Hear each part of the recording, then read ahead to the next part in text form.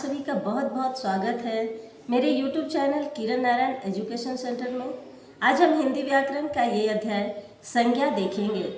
संज्ञा किसे कहते हैं इसके बारे में हम पढ़ेंगे। सबसे पहले देखते हैं संज्ञा की क्या परिभाषा है। किसी भी वस्तु, व्यक्ति अथवा स्थान का बोध कराने वाले शब्द को संज्ञा कहते हैं या संज्ञा कहा जाता है। जैसे आदमी, कार, औजार, कलम, रमेश, वाराणसी, पहाड़, पक्षी आदि ये सभी नाम जो है सभी संज्ञा के रूप में आते हैं। अब संज्ञा को पूरा विस्तार से समझने से पहले हम नीचे कुछ वाक्य लिखे हैं। इन वाक्यों को बच्चों ध्यानपूर्वक पढ़ें और समझें कि संज्ञा कहते किसे हैं। गुजरात की राजधानी अहमदाबाद है। दूसरा है कपिल गौरव को पढ़ाता है। तीसरा रामायण हिंदुओं का पवित्र ग्रंथ है। चौथा अहिंसा का पालन करो, बुराई से बचो, लड़के कक्षा में पढ़ रहे हैं, पशु घास चर रहे हैं, वह शहर से लौट आया है। उपयुक्त वाक्यों में अब हम देखेंगे कि गुजरात, अहमदाबाद विशेष स्थानों के नाम हैं। कपिल और गौरव व्यक्ति के नाम हैं। रामायण विशेष पुस्तक या वस्तु के नाम हैं। अहिंसा, बुराई ये सभी भावनाएं हैं। लड़के, पशु, शहर ये सभी जातियों के नाम हैं। उपयुक्त उदाहरणों से पता चलता है कि संसार में प्रत्येक व्यक्ति, वस्तु, स्थान या भाव का कुछ न कुछ नाम जरूर होता है। यह नाम ही संज्ञा कहलाता है। संज्ञा के नाम का समानार्थी शब्द है। अब देखते हैं कि संज्ञा के कितने भेद हैं। संज्ञा के भेदों के संबंध में व्याकरण में एक मत नहीं है, फिर भी व्याकरण में संज्ञा के 5 भेद माने गए हैं। पहला है व्यक्तिवाचक संज्ञा, दूसरा जातिवाचक संज्ञा, तीसरा भाववाचक संज्ञा, चौथा समूहवाचक संज्ञा, पांचवा धातु या द्रव्यवाचक संज्ञा। अब बच्चों हम इन सभी संज्ञाओं का एक एक करके हम विस्तार पूर्वक अध्ययन करेंगे। पहला भेद व्यक्तिवाचक संज्ञा। जिस संज्ञा शब्द से किसी विशेष व्यक्ति, वस्तु अथवा स्थान के नाम का बोध होता हो उसे व्यक्तिवाचक संज्ञा कहते हैं। व्यक्तिवाचक संज्ञाएं जातिवाचक संज्ञाओं की तुलना में कम है। व्यक्तिवाचक संज्ञाएं निम्नलिखित रूपों में आती हैं। यहाँ देखेंगे कि व्यक्तिवाचक संज्ञा से किसी एक व्यक्ति, वस्तु या स्थान का ही बोध होता है। व्यक्तिवाचक संज्ञा का नाम से संबंध है। सबसे पहले सचिन, मोहन, रमेश, राम, कृष्ण, मोहन आदि ये सभी व्यक्ति के नाम के अंतर्गत आते हैं। वस्तु का नाम में महाभारत, गीता, कमल फूल, गोदान, मारुति, टाटा सुमो, किताब, कॉपी आदि ये सभी वस्तु के नाम हैं। और स्थान के नाम के अंतर्गत दिल्ली, कोलकाता, आगरा, चेन्नई, मुंबई आदि ये सभी स्थान के नाम के अंतर्गत आते हैं, जो कि एक एक स्थान का, एक एक वस्तु का और एक एक व्यक्ति के नाम का बोध करा रहे हैं। दूसरा है जातिवाचक संज्ञा। वे शब्द जिनसे व्यक्ति, वस्तु, स्थान आदि की पूरी जाति का बोध होता है उसे जातिवाचक संज्ञा कहते हैं। जैसे मनुष्य, पशु, पक्षी, जानवर, पहाड़, गांव, शहर, नदी आदि इन सभी से पूरी जातिवाचक संज्ञाओं का पता चलता है। जातिवाचक संज्ञाएं निम्नलिखित स्थितियों की बोध कराती हैं। पहला है संबंधित व्यवसायों, पदों और कार्यों के नाम आदि के संबंध में।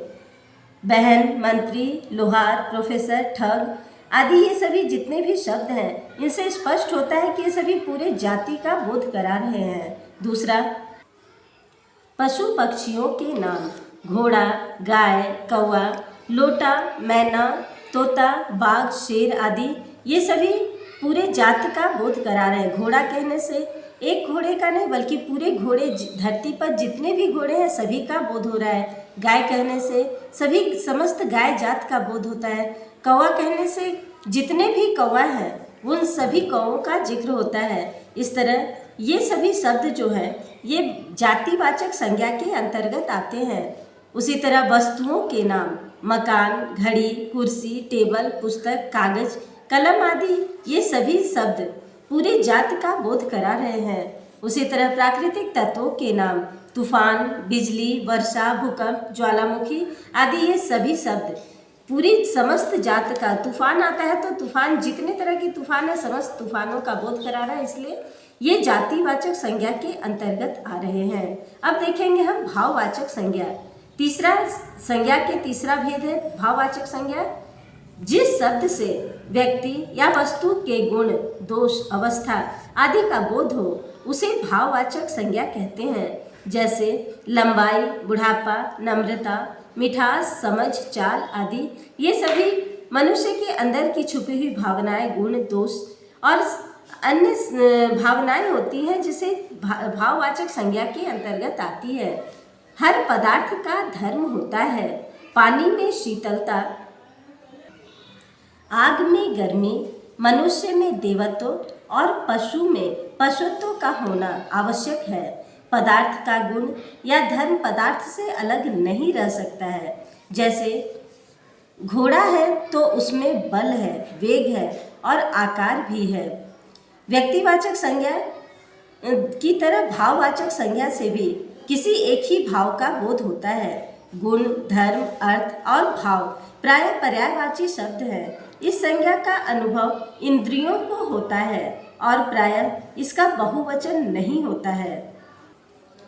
इस पर कुछ विशेष नोट देखेंगे कि प्रायः जिन शब्दों के अंत में त्व, ता, वट, ई, आहट, आपा आदि प्रत्यय लगा होता है वे शब्द भाववाचक संज्ञा कहलाते हैं। जैसे त्व, तो निजत्व, अपनत्व आदि आता है। ई, लड़ाई, पढ़ाई, लिखाई। उसी तरह ता, कठोरता, निर्बलता, नम्रता। उसी तरह वट, सजावट, घबराहट, हड़बड़ाहट आदि।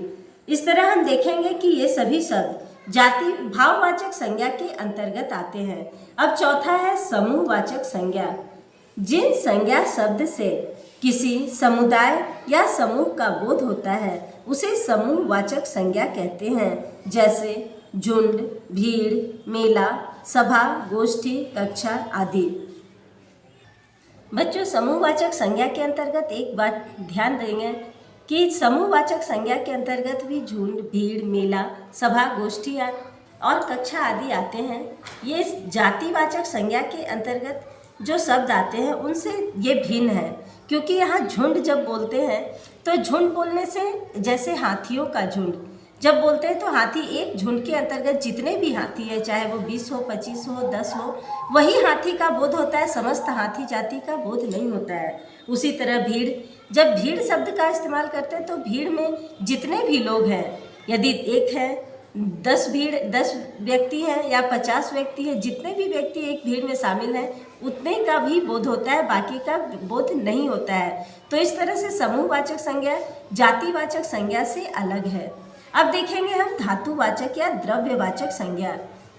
जिस संज्ञा शब्द से नाप तौल वाली वस्तु का बोध हो या जिस संज्ञा शब्दों से धातु या द्रव्य का बोध होता है उसे धातु या द्रव्यवाचक संज्ञा कहते हैं। जैसे लोहा, सोना, तांबा, चीनी, तेल, घी, चावल आदि। इन शब्दों से वस्तु या पदार्थ के नाप और तौल का बोध होता है, इसलिए ये द्रव्यवाचक संज्ञा या धातुवाचक संज्ञा के अंतर्गत आते हैं।